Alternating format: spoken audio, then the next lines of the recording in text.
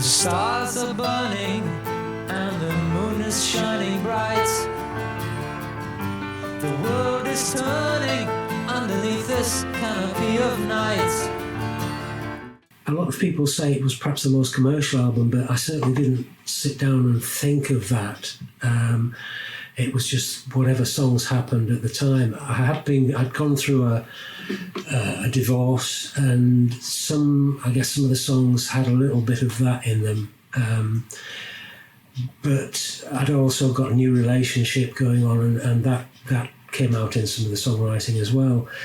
But the main thing was, from the previous album, there was a move to self-production. I'd worked with Roy Thomas Baker on Future Armour, and with Ian McClintock on Axe Victim. Ian McClintock was an EMI staff producer.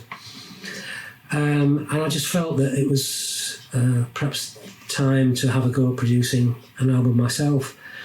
EMI weren't particularly sure whether they could let me loose in a studio in that capacity straight away, as I'd had no previous experience of production. But they said, well, we have an engineer who is about ready to make that leap to production. If we put the two of you together and you co-produce, would you be interested in that? So that's how the partnership came about with John Leckie and myself. I had already met John briefly at Abbey Road when we were doing some mixes on the Axe Victim album. It was an Easter weekend, and he was the only engineer that was willing to work on that weekend, funnily enough. And he worked on, I think it was some mixes we did at Abbey Road. And I got on with John really well. So I remembered him, although we'd done Future Armour after that album. It'd been some time since I'd seen John.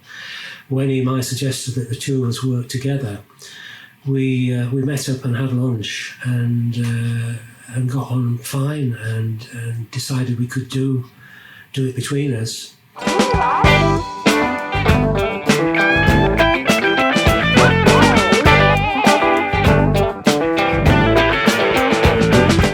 I started working at Abbey Road Studios in 1970. I was lucky enough to get a job as a tape operator. So I started off as a tape operator, which is basically sitting at the back, running the tapes and watching all the action of what was going on. And I was really lucky because in the first year, I was tape op on George Harrison record, All Things Must Pass, and John Lennon, Plastic Ono Band, and first McCartney album, even the Ringo album. I never worked with the Beatles, but I worked with them individually on their solo records. So this was after Let It Be, and they'd split up. And also worked with the Pink Floyd on Medal and various other bands that were there. I mean, basically, when you got the job as a tape op, it was 7 days a week. You just gave up all your social life and never really did anything except be in the studio. So. And slowly I'd worked my way up to being an engineer. Any opportunity to actually sit at the desk and be the engineer, I'd take. By 1975, I suppose I'd done records as an engineer with Mott the Hoople and Procol Harum, Robin Trower, Wizard, lots and lots of people. Soft Machine, actually, just before Sunburst Finish, I'd done a record with the Softs, they were called at the time. And I did lots of records with Roy Harper. I did about 6 or 7 albums with Roy. And so when the opportunity came, when I got the call actually to do Sunburst Finish and be the producer, it was just fantastic. I mean, I was ripe for it. I was ready for it. I wasn't nervous or scared. I knew I could handle the whole thing. It seemed a really natural process. I've always had an affinity with John. We've known each other a lot of years, and even if we don't see each other for many years in between the times we do meet, it's one of these relationships that it feels like it never had a break. It just continues automatically. A natural flow of things. I mixed most of Axe Victim, which was a few years before the first album with Be Bop Deluxe, but I never really met the band. It was just Bill came in one Saturday weekend to mix the album, just Bill himself with the tapes. There was no producer. And we got on really well, and I don't think we did any recording. I just mixed what was there, and never went to any gigs. And then Bill disappeared off to Rockfield and did Futurama record with Roy Thomas Baker, which I thought was fantastic. I mean, it was really explosive kind of sound for the time. I mean, and because as soon as I got a copy of Futurama, I had to listen to it and think, what's he done? What's he done? And it was great, Made in Heaven and Sister Seagull and all that, and the sound on it was really good. And then the call came to do Sunburst Finish. Isn't all the brochures say? Life in the area. It's too dangerous to stay. Life in the area. Airships crashing every day into the bay.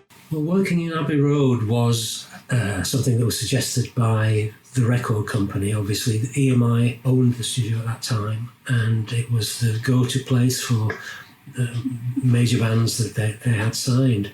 And I was quite happy to go there because obviously the place has such a history, with the Beatles being there and so on, and even right back to Edward Elgar recording his orchestral pieces there. So it certainly wasn't a hardship to record in Abbey Road. I was working in Abbey Road every day, 7 days a week, so I knew all the rooms and all what was possible and what we could do, and I felt totally at home with the sound in the room and what we could create, It was always start after lunch. Yeah. And probably go on until midnight or till you dropped, really. Yeah. I know we had Paul Bailey, who was the sort of road manager of the band, bring a miniature fridge in to the studio full of beers. That's right.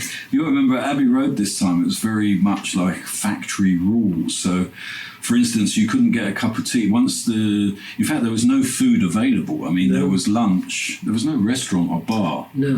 When we were, now there's a restaurant and bar and everything, but in those days, they just did lunch in a microwave oven, and there was your lunch kind of thing, and that was it. But it was very important to get the bar fixed up, the little fridge with the beers and the tequila sunrise. I was introduced to Be Bop Deluxe, introduced me to tequila sunrise. Yeah. So, and White Russians. White Russians, yeah. But particularly the tequila sunrise when you poured it in, and it was always great. Before every album, I used to demo the songs. I'd write at home and I'd make demos onto cassettes and give those to the members of the band. The cassettes were fairly close to the finished thing, and sometimes in the studio, when we were working in Abbey Road, we'd keep referring back to the cassette because the cassettes always had... There was always something in the demos that worked and we didn't want to get too far away from. So that was a point of reference, and it was always trying to keep the songs as close as possible to the arrangements on the demo. But of course, having a band, other members had their own styles and way of playing, and that would go automatically into whatever we did as a band. Whereas I would play very rudimentary drums on the demos, Simon Fox would have all his techniques to bring to bear on the pieces. So there'd be different fills going in and technically things that I couldn't do at all. And there'd be changes of feel and so on in the drum patterns. Charlie had his own thing with the bass. He'd stick to the basic parts I'd outlined, but the little nuances would be different. And Andy took the keyboard parts and ran with them and did a little bit more with them, and with the sounds and so on.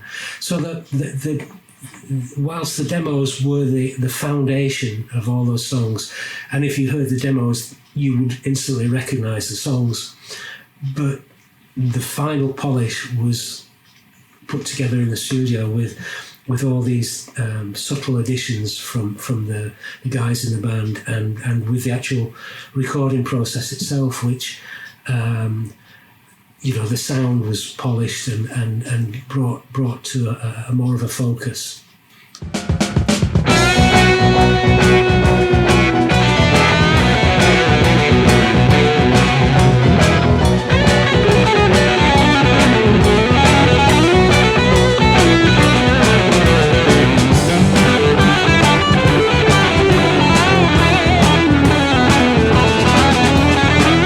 Because it was a co-production, again, that was attractive to me because I wouldn't be taking the full responsibility. You know, I'll be sharing the responsibility of making a hit album with one of the musicians. So no, that was great, the co-production. I mean, after that, I still co-produced or I produced whatever. It's always a co-production. I think with me, I'm not really a dictator type person in the studio. You know, I always like it to be a kind of team effort. I always find it works better that way, you know. Yeah, it was a symbiotic relationship, I think. Ooh, yeah. Yeah, it was. Well, I mean, I remember sitting in front of a mixing desk at Abbey Road and this massive console with knobs all over the place. I was scratching my head, what do you do with all this stuff then, John? And John just said to me, you just fuck about with them until it sounds right. That's true. Well, that is, yeah. Actually, with engineering, you know, working the big console, it's quite easy. You can learn it in about 10 minutes, really, like what all the knobs do. And people can get very technical about it and mathematical, like different frequencies and that kind of thing. But really, it's a matter of feeling. As I say, you just turn the knob until it sounds good, you know. And you kind of learn that from experience, how far to turn it, or your own personal taste, you know, and the way that you set the band up, I think, and the way, you know, the way the band plays. There's a lot of skill in the miking up of the band, you know, particularly the drum kit. You really have to know your stuff to get a good drum sound. We would introduce the song and they would play it through a few times and we'd work on it till we got a good take, you know. So, and of course the songs are quite complex in the arrangements, you know. Yeah.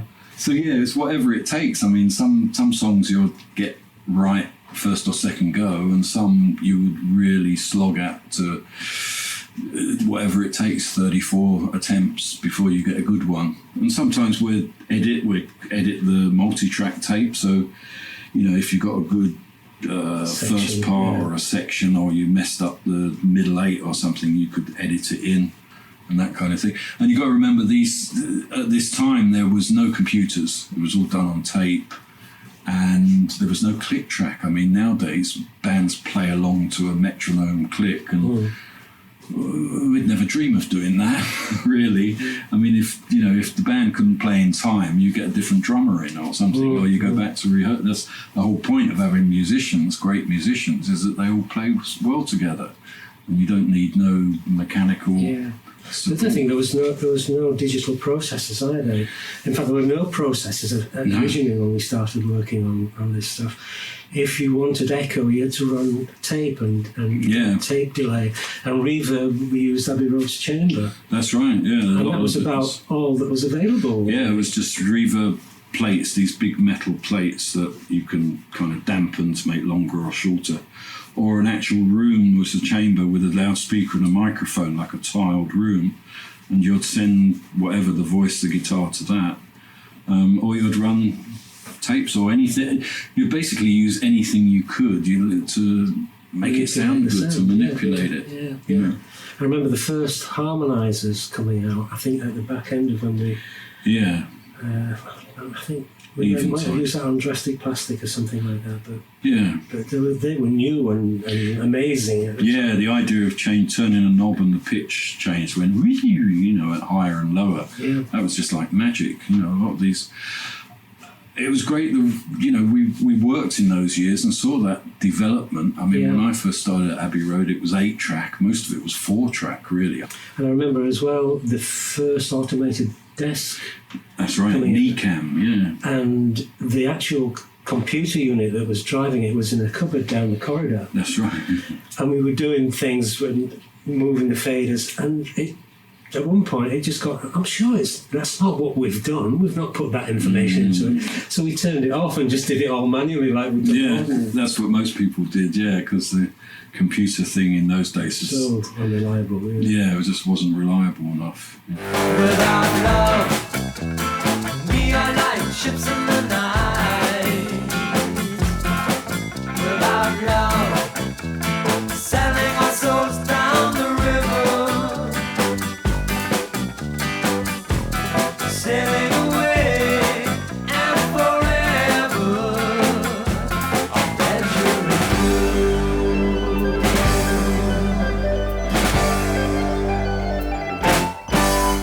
Ships in the Night was an attempt at a hit single. EMI had suggested that I might try and think along those lines.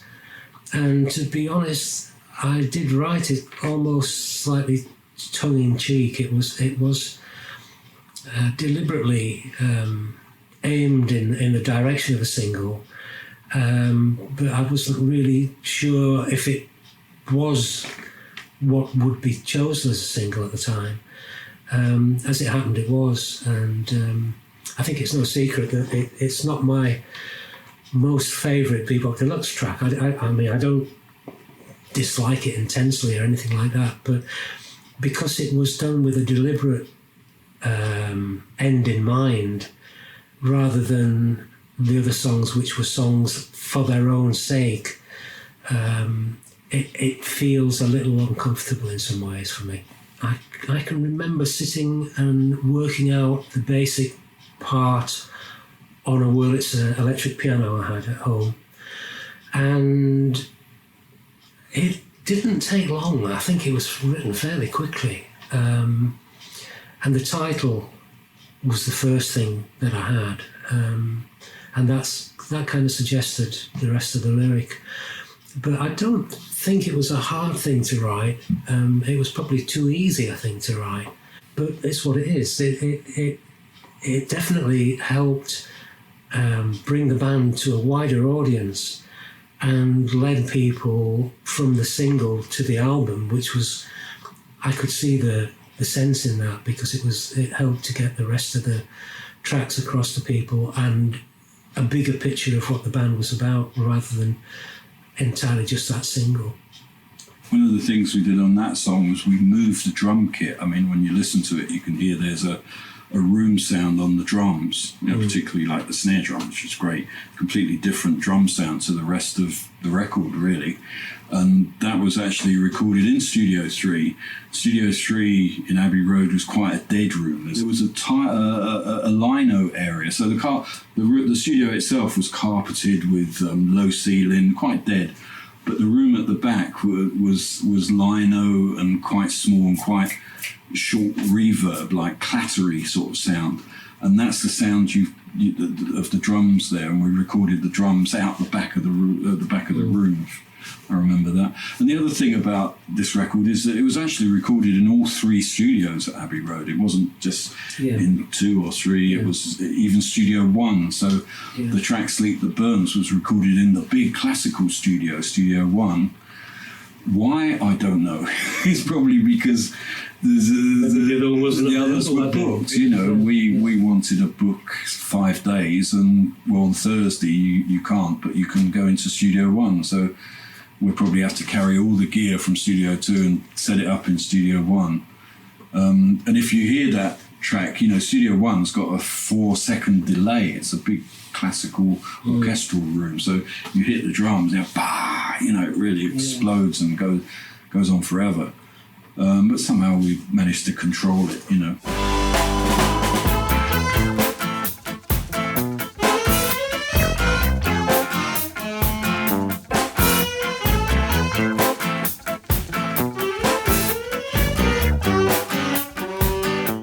And he had a second-hand old battered saxophone, which didn't have the best intonation tuning on it.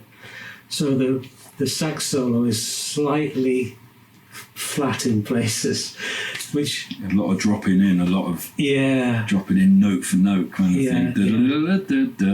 Yeah.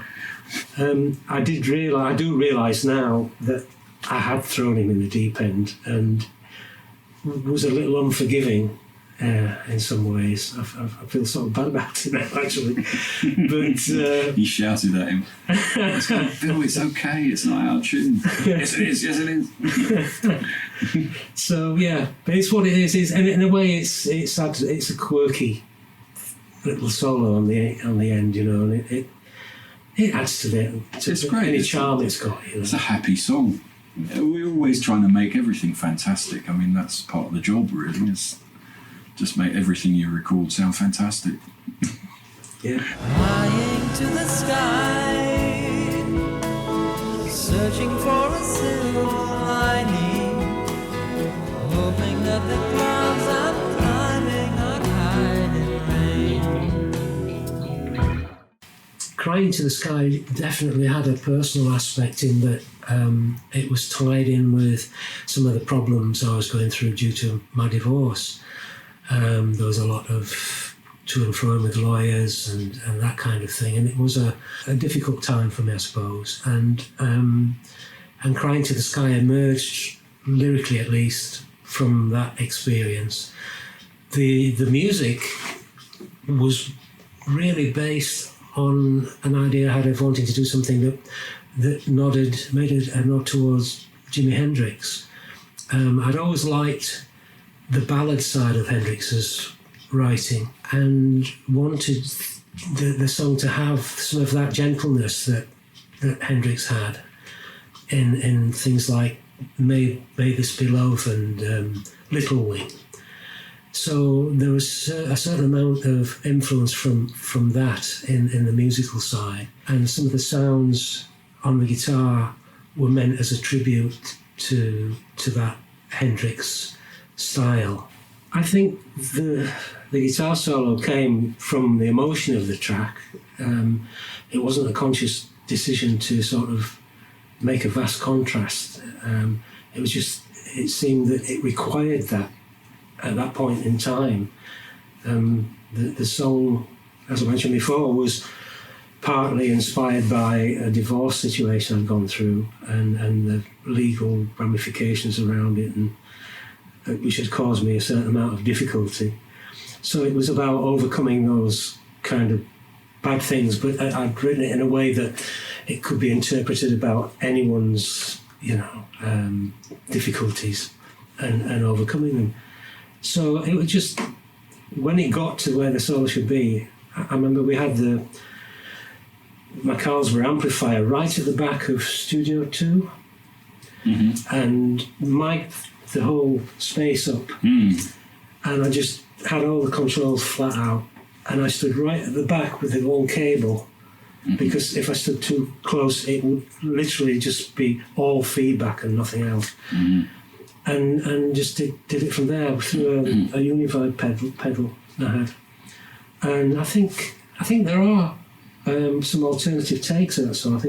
I don't think we did a lot of alternative takes. I think most of the record is done on the Carlsberg amp, isn't it? Yeah, well, it was all Carlsberg, yeah. It's all Carlsberg amp. Nowadays it's all pedals and different types of amps and stuff, but we just use one amp. Yeah, and I still have the old Watkins Copycat sitting on top of the amp, which the guitar went into, and then we'd run that for a delay, and a Univibe pedal, which was like a chorus effect. But really, the strength of the sound is just in a 100-watt amp turned up full, and a semi-acoustic guitar. It was a solid body guitar. I could fly away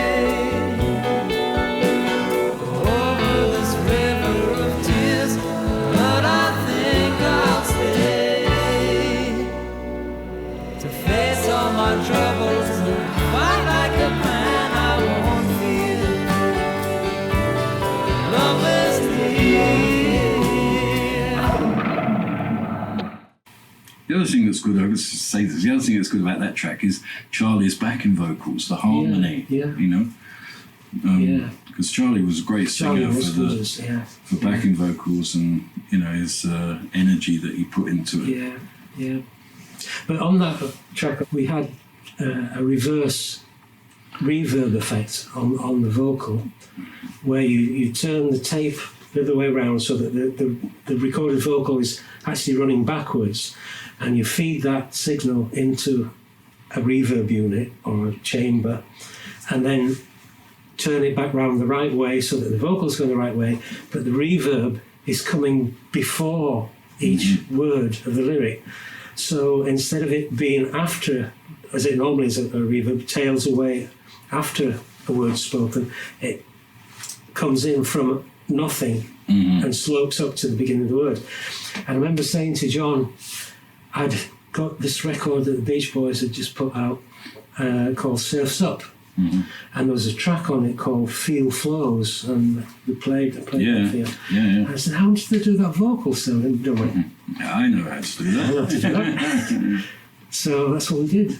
Yeah. It's a great effect, that, actually, because you can ride it, so you can either have a lot of it or just a sound. It's more mysterious if you have it in the background, so people kind of go, what's that? You know, and it's very difficult to know what's going on. It's just a mysterious effect, you know.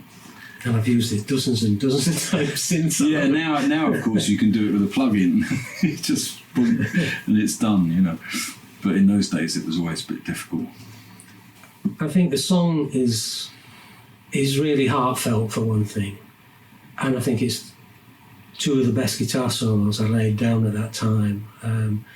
They were played from a point of view of emotion rather than technical flash or anything. They're just the raw emotion, you know. And when I hear them, it's that honesty and directness that I find stands the test of time. Across boundless plain, rehearsing its thrills, all half moon and cloudy, all golden and shrill.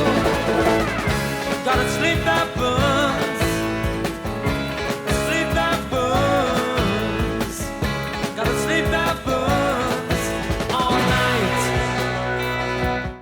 Dreams have been a constant theme for me, a fascination, and still are to this day. I still come up with songs that are about dreams or have dreams in the title.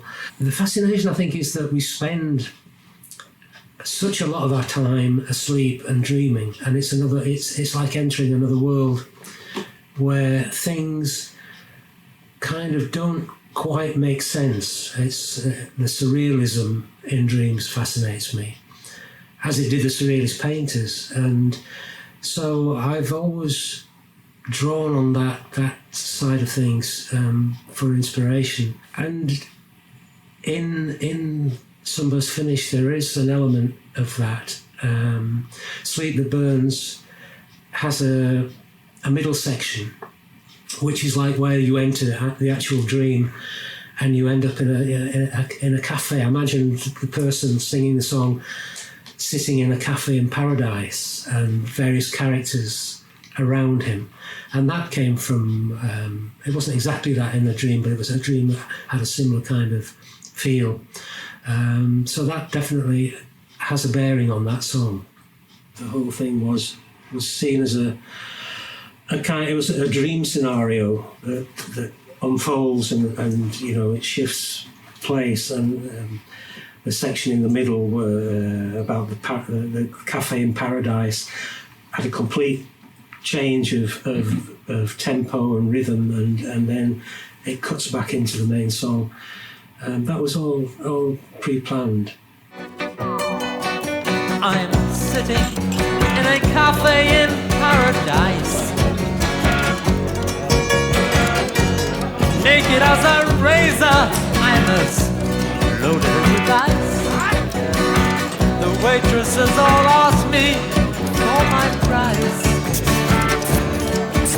I laugh and say I'm leaving, and this is only dreaming. So hold me while I'm screaming. Now is the moment of truth. The band were great, and they would play that all the way through. That's the way we did it, and if it wasn't good enough, we'd do another one. But we only resorted to record it in sections if that was our last resort, was to record it in sections. It was always try and record the whole take. It was great that we shared that vision of doing it like that. I'm still like that today. Even today, if I make a record, I'd much rather record the song all the way through than recording bits and pieces, because it just sounds, it's music, isn't it? It starts, and that's what people get off on, is that flow of music.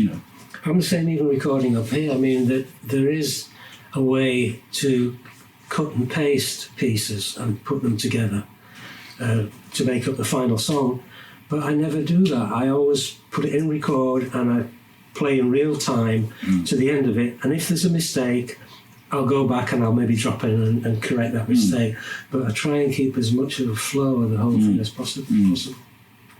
But Sleep That Burns, I was saying to Bill, that's probably my favourite track on the record, because it's so virtuoso, from the musicians. It's like they're just playing all those complex things, and it's all spot on, timing and everything about it. And all the sounds are inventive, the whole middle bit, what was it, naked as a switchblade. Yeah. Sound effects of going, it took hours to go, no, it doesn't sound right.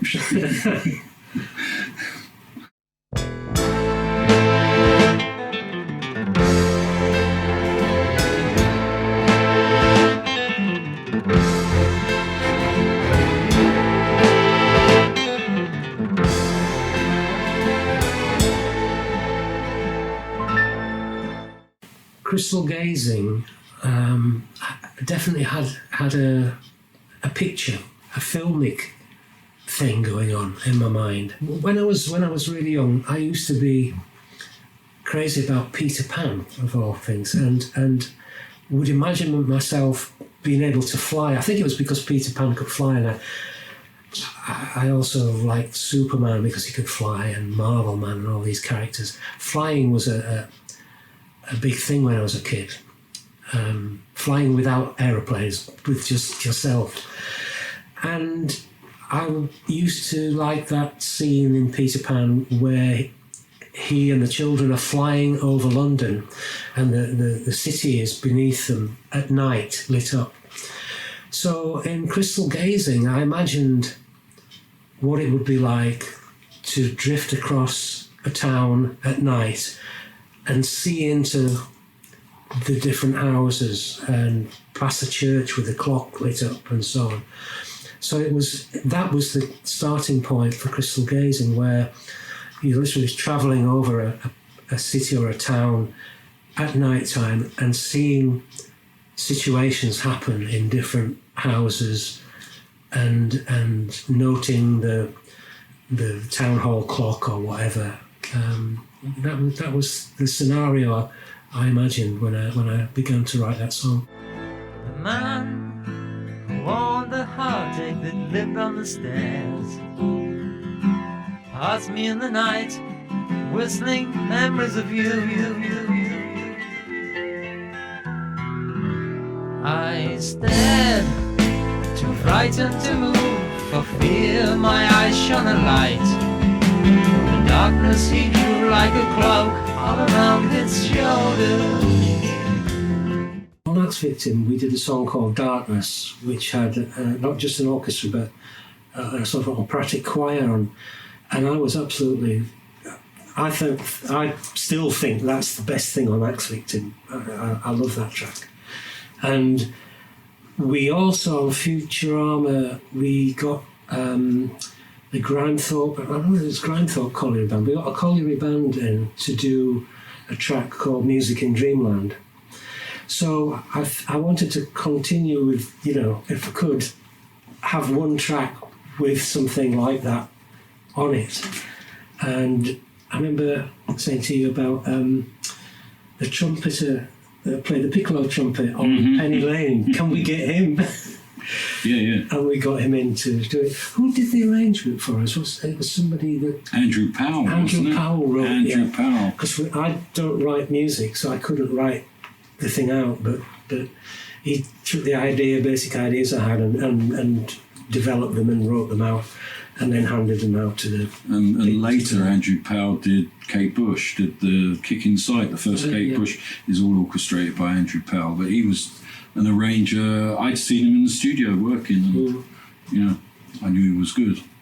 These guys knew what they were doing. They were you know, first class players, and Andrew would have dished out the scores to them and run them through it maybe once or twice, stopping them on a part and just saying, "No, that should be this, that, and the other," and then just giving the nod to us to go for it, and we'd take it.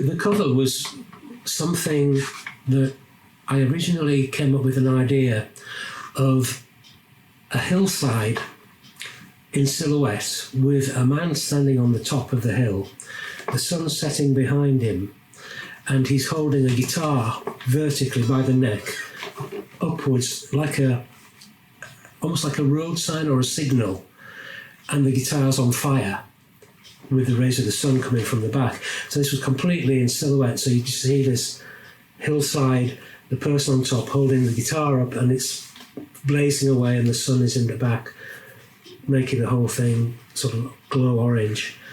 And I put that idea to EMI, and they said, "Well, we'll get this guy called John Thornton to try and do a photograph based on that." And John was quite well known for sort of nude portraiture and glamour photography, I think.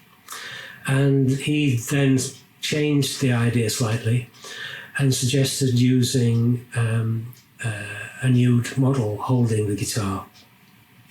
We'd already at that stage got plans for a tour, and part of the tour stage decor, I came up with an idea of using, it sounds very Spinal Tap, but using transparent tubes, and there were going to be 3 tubes on the stage with tracer lights going around inside them, and inside each tube would be a member of the band, although the drummer would be on a podium at the back, and the tubes would be filled with dry ice, and at the start of the show the curtains would open and the tubes would raise up, revealing the band.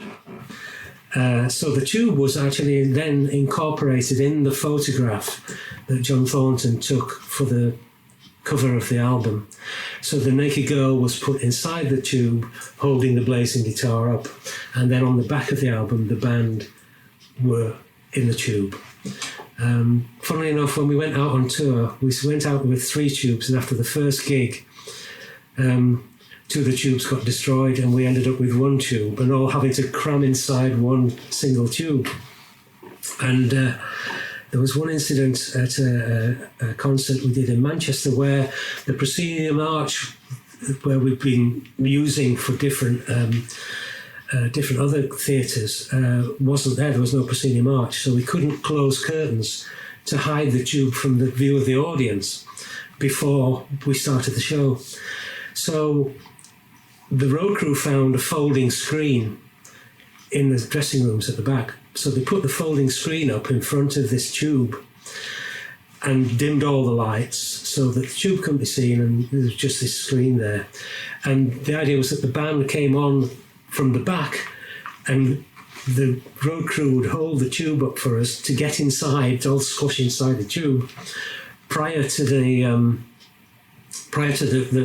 screen being taken away, and then the lights would come on and the tube would rise up on wires and reveal the band again. But as we were getting into the tube, one of the crew members was holding the edge of it up so we could get inside, backed into the screen fell over, revealing us halfway in and out of this tube. Rhodey looked round, and everybody saw it completely, spoiled, ruined the whole start of the show. So there wasn't much we could do. That's our genuine Spinal Tap moment. So, and that was a long time before Spinal Tap.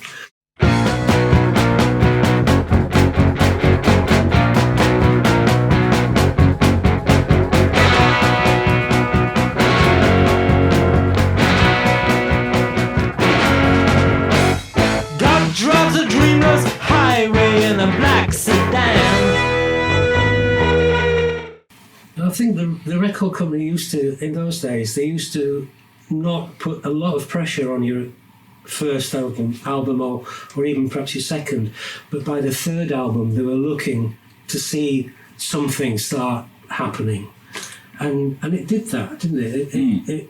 It turned that corner, and I would imagine that they were quite pleased with the way it went, you know. And certainly we got a little bit more money for the next project and so on and so forth. Because we ended up in the south of France burning an awful lot of money, didn't we? Well, no, Modern Music came after that, and within 6 months we were doing another album in the same place in Studio 3. And this time it was summer. I always remember Modern Music album was hot and sunny. And we were in the studio and you'd look out the window and it would all be hot and sunny. And we were stuck inside. Well, the album's success was partly a surprise. I mean, you know, we never thought of ourselves as being an overtly commercial album, but it did chart, and it did open up the future. It opened up things for the next couple of albums, obviously, and gave us a better standing with the record company to, you know, bankroll bigger projects in the future. And in the long run, I would say, you know, it led to my solo career, and the fact that I've had an unbroken run of doing recording albums and releasing them. It's not that I ever had to go back to the day job. I've been able to continue making music for all those years. I don't know how many years now, 40-some years since Sunburst. So it laid those foundations in a very strong way. It's funny because sometimes it sounds really great and sometimes it sounds very primitive. It sounds very kind of naive and just primitive sounding. You know, if I did it again, which I really wish I had been able to get the tapes and mix it again, you know, I'd do all sorts of things different. You know, I'd have the drums more powerful, I'd have different stuff going on, and so yeah, if I did it again, I'd certainly do it quite different. Yeah, it was, I think we thought, when's the next one starting? Yeah, me too. I went to all the gigs, and you know, after that I was at the backstage in the dressing room and everything. Yeah, no, we stayed. That's the kind of experience it was. We stayed friends, you know, all this time. Yeah. And we did lots of records after, you know, we continued and did 4, 5, 6 albums after.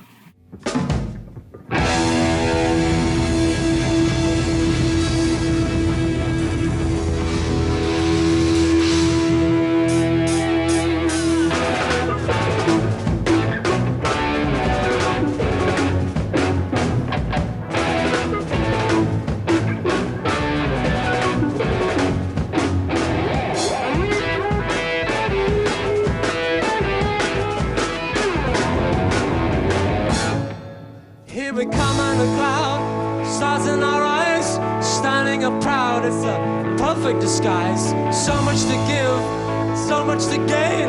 Just give me your money and I'll give you my pain. It's a fair exchange.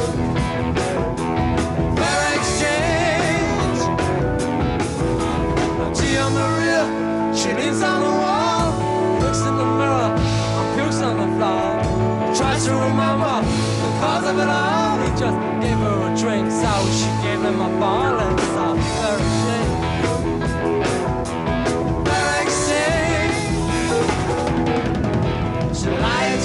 You expect a lot from me.